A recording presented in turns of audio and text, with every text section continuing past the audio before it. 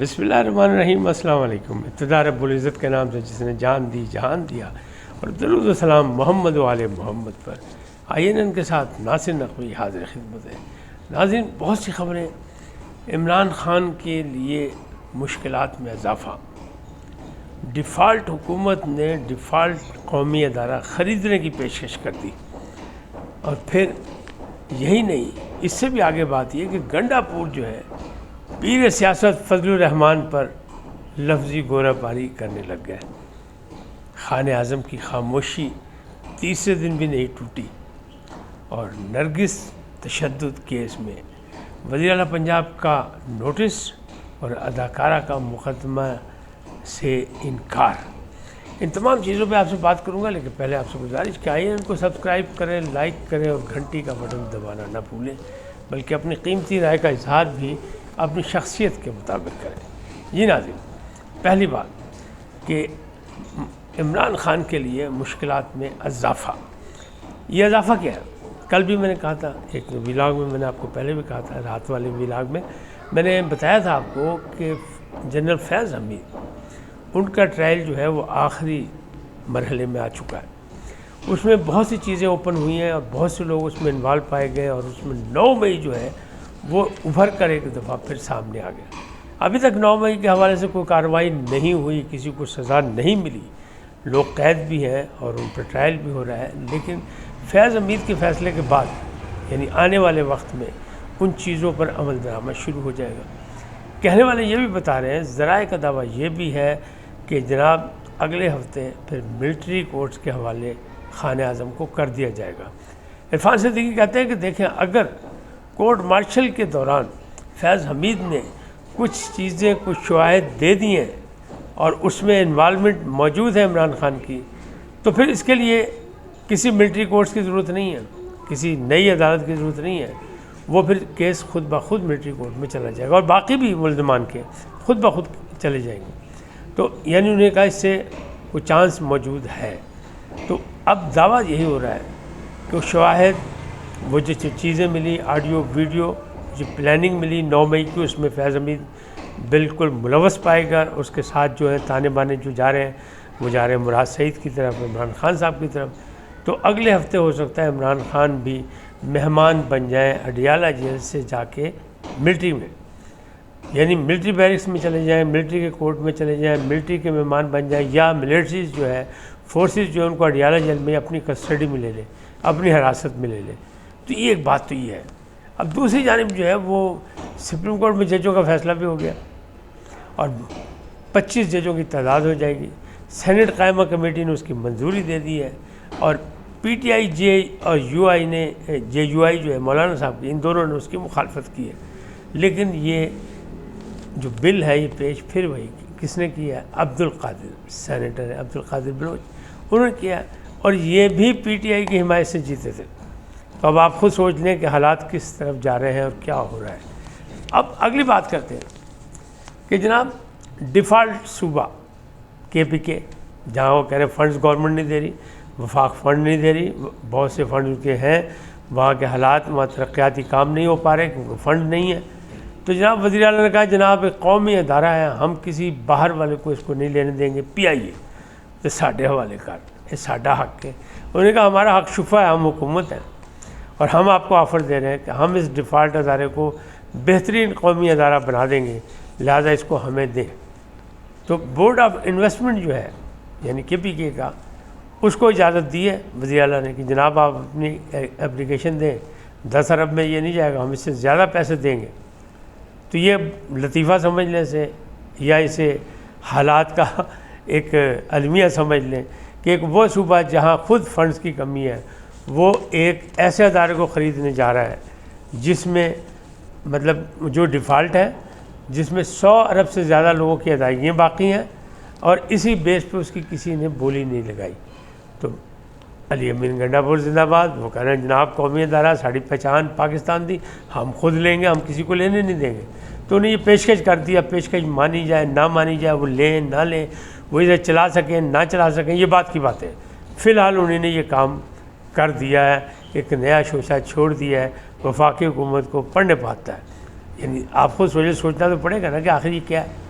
اب دوسری جانب جو باقی چیزیں ہیں وہ یہ کہ مولانا فضل الرحمان وہ 27ویں ترمیم کے تو خلاف ہیں، وہ ووٹ دینے کو تیار نہیں لگ رہے، اور ابھی پریکٹس اینڈ پروسیجر بل جو تھا، وہ جو آرڈیننس تھا صدر نے جو جاری کیا تھا، اس کو بھی اب بل کی شکل میں سینٹ میں پیش کر دیا گیا، وہ قومی اسمبلی میں پاس ہوگا، اس کے بعد صدر کے پاس جا کے دستخط ہو جائیں گے اس کے، وہ پھر آئین کا حصہ، قانون کا حصہ بن جائے گا، اور اس میں بھاری اکثریت بھی نہیں چاہیے، 2/3 اکثریت بھی نہیں چاہیے، تو یہ کر لیں گے۔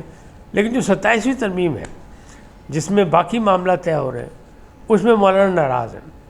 تو یہ بتایا جا رہا ہے، اسلام آباد کے حلقے یہ کر رہے ہیں مخبری کہ جناب ان کو پھر سے منایا جائے گا، لیکن حکومت کا کام آسان کر دیا علی امین گنڈا پور نے۔ انہوں نے کہا باجی گنڈا پور صاحب نے نعرہ لگا دیا کہ مولانا صاحب اس پیرانہ سالی میں، یعنی اس بزرگی میں آپ صرف مفادات کی کھیل کر رہے ہیں، آپ اپنا ریٹ بڑھا رہے ہیں۔ پچھلی 26ویں ترمیم جو تھی اس میں آپ نے کہا تو میں ووٹ نہیں دوں گا، لیکن آپ نے ووٹ دیا اپنا ریٹ بڑھا کے، اب پھر آپ اسی طرح کرنا چاہ رہے ہیں، تو وہ کہہ رہے ہیں اس عمر میں آپ کو یہ چیز زیب نہیں دیتی۔ ابھی مولانا نے اس کا جواب نہیں دیا، لیکن گنڈا پور نے ڈائریکٹ ہوائی فائرنگ کر دی ہے، بلا سوچے سمجھے کہ مولانا کی انہیں ضرورت ہے، مولانا کی قربت بڑھتی جا رہی ہے، مولانا ان کے نزدیک ہے، اسد کیسا اور باقی جو دوست ہیں وہ بڑی محنت کر رہے ہیں، انہوں نے اپنا فائر کرتا۔ اب اس کا کیا نقصان ہوگا کیا نہیں ہوگا یہ آنے والا وقت آپ کو بتا دے گا۔ لیکن بڑی خبر کیا ہے؟ بڑی خبر یہی ہے کہ تیسرا روز بھی گزر گیا، عمران خان کی خاموشی نہیں ٹوٹی۔ کیوں نہیں ٹوٹی؟ کچھ لوگ کہہ رہے ہیں کہ بشریٰ بی بی سے آخری ملاقات ہوئی تھی اور بشریٰ بی بی نے کچھ کہہ دیا ہے، لہٰذا ان کا دل ٹوٹ گیا ہے، وہ خاموش ہو گئے۔ لیکن پی ٹی آئی کی اکثریت کا الزام یہ ہے کہ وہ جو ملاقاتوں کا سلسلہ بند ہوا تھا، انہیں قید تنہائی میں رکھا گیا تھا، ان کے سیل کی بجلی بند کر دی گئی تھی، ان کے کھانا وانا چینج کر دیا گیا تھا، جیل مینول کے مطابق انہیں کھانا دیا جا رہا تھا، ورزش نہیں کرنے دی جا رہی تھی، اس سے ان کو نفسیاتی اثر ہوا ہے اور وہ ڈپریشن میں چلے گئے۔ اور یہ حکومت کی زیادتی ہے، یہ ظلم ہے کہ یہ ذہنی تشدد کیا گیا ان پہ۔ اور ایک اور رائے بھی ہے کہ نہیں، بشریٰ بی بی نے کوئی خاموش چلہ کاٹنے کی بات کی کہ جناب تسی اپنی زبان کرو بند۔ حضرت علی کا قول ہے کہ انسان زبان سے پہچانا جاتا ہے، لہذا آپ زبان کھولے ہی نہ، آپ کو کوئی پہچان ہی نہ سکے تو میں باہر آ گئی ہیں تو میں کچھ کرنی ہے، انتظام میں بندوبست کر رہی ہے، تو اے نہ ہوئے میں پھر دوبارہ پھڑی جاؤں۔ تو اس وجہ سے خاموش ہے۔ عمران خان صاحب نہ میڈیا سے بات کر رہے ہیں، سوائے ایک وکیل جو فیصل چودھری صاحب ہیں، فواد چودھری کے بھائی، ان سے ان کے رابطے کچھ بہتر ہیں، ان سے وہ کچھ باتیں کرتے دیکھے گئے پائے گئے۔ باقی انہوں نے نہ میڈیا نے لفٹ کرائی، نہ کسی وکیل کو لفٹ کرائی، نہ کچھ، اب بالکل خاموش ہو گئے۔ اب مخالفین جو عمران خان کے، وہ کہتے ہیں اللہ تعالیٰ اس خاموشی میں بھی بڑا ہمارے پاکستان کے لیے امن ہے، شانتی ہے، اور اللہ ان کو تاابد خاموش ہی رکھے۔ یعنی یہ آپس کی مخالفت ٹسل بازی جو چل رہی ہے اس میں یہ سارا سلسلہ ہے، لیکن ایسا ہو نہیں سکتا۔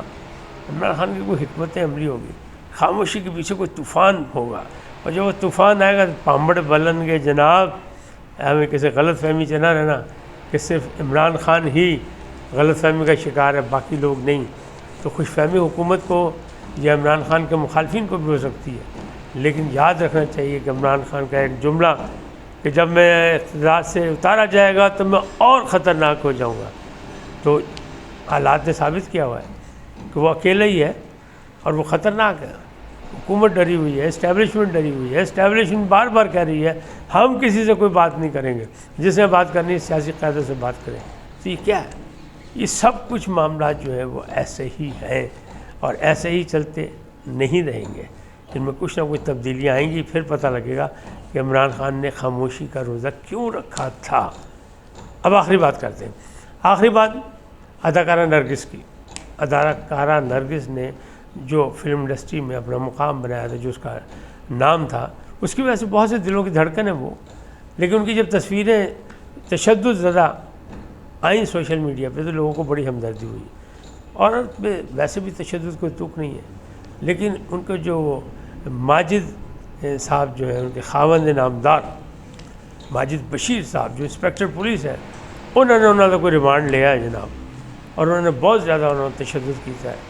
تو وزیر اعلیٰ پنجاب مریم نواز چونکہ خاتون ہے، انہوں نے فوری طور پر اس کا نوٹس لیا کہ خاتون حکومت میں خاتون کے ساتھ زیادتی نہیں ہونی چاہیے، کسی بھی کے ساتھ نہیں. پہلے بھی وہ کئی نوٹس لے کے اس کا فیصلہ کروا چکی ہیں اور سزا دلوا چکی ہیں. اب بھی سزا تو ملنی چاہیے کیونکہ یہ ہے ناجائز. لیکن اداکارہ نرگس سے جب رابطہ کیا گیا تو انہوں نے کہا نہ میں نے کوئی مقدمہ جمع درج کرانا ہے، نہ ہی میں نے کوئی کمپلینٹ کی ہے. بھائی نے میرے گھبرا کے 15 پہ فون کیا، اس لیے پولیس تک یہ بات پہنچی، ورنہ میں تو پولیس تک جانا بھی نہیں چاہتی تھی. تو اب معاملہ جو ہے وہ دبانا چاہتے ہیں. معاملہ دبتا ہے، یہ نہیں دبتا، لیکن حکومت اپنا ایکشن لے رہی ہے اور حکومت اس پہ کوئی نہ کوئی کارروائی کرے گی. ماضی میں بھی ہوا تھا جب ان کے بال بھی کاٹ دیے گئے تھے اور بہت تشدد کا نشانہ حافظ باکسر نے بنایا تھا. لیکن میں نے رات والے ولاگ میں آپ کو عرض کی تھی کہ خواجہ پرویز نے بیچ میں پڑھ کے خصوصی طور پہ صلح سمجھوتہ کرا دیا تھا. لیکن وہ بھی پیسوں کا لین دین تھا اور یہاں بھی پیسوں کی ہی لڑائی لگ رہی ہے. کچھ کہنے والے کہہ رہے ہیں، باقی دروغ گردن راوی. اس وقت تک تو ایسا ہی ہے، تشدد کا نشانہ بنایا گیا ہے، حکومت پنجاب نے نوٹس لیا ہے. اس وقت تک اتنا ہی، پھر ملیں گے نئے موضوع کے ساتھ. جاتے جاتے آپ سے درخواست، آئیے ان کو سبسکرائب کریں، لائک کریں، گھنٹی کا بٹن دبانا نہ بھولیں اور اپنی قیمتی رائے کا اظہار اپنی شخصیت کے مطابق کریں. سدا سلامت رہیں. اللہ نگہبان.